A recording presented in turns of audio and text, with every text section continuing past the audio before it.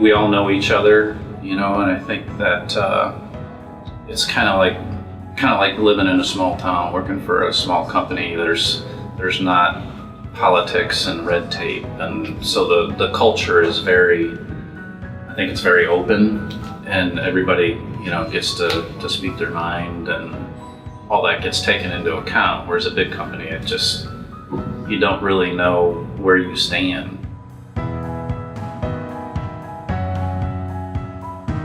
So part of the technology stays stable, and you've always got that stable base layer of technology, but then along with that you've got a lot of things that are changing.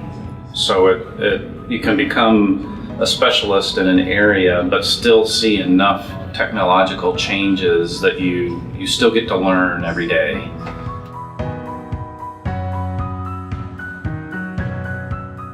Just the overall environment, we're pretty liberal with people.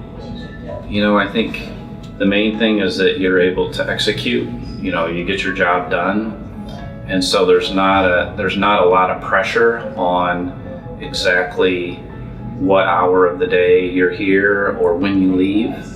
So one of the things we do a lot is we travel to remote sites for implementation, and so in asking people to travel away from home, when they get back here, we give them a little bit more space with their family or their time. As long as they can execute and get their work done on time, there's not a lot of micromanagement over what people are doing.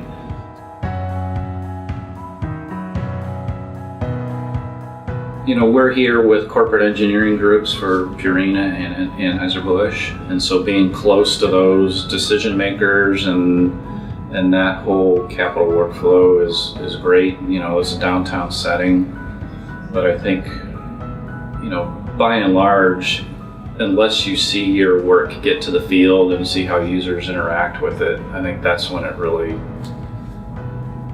makes the most sense.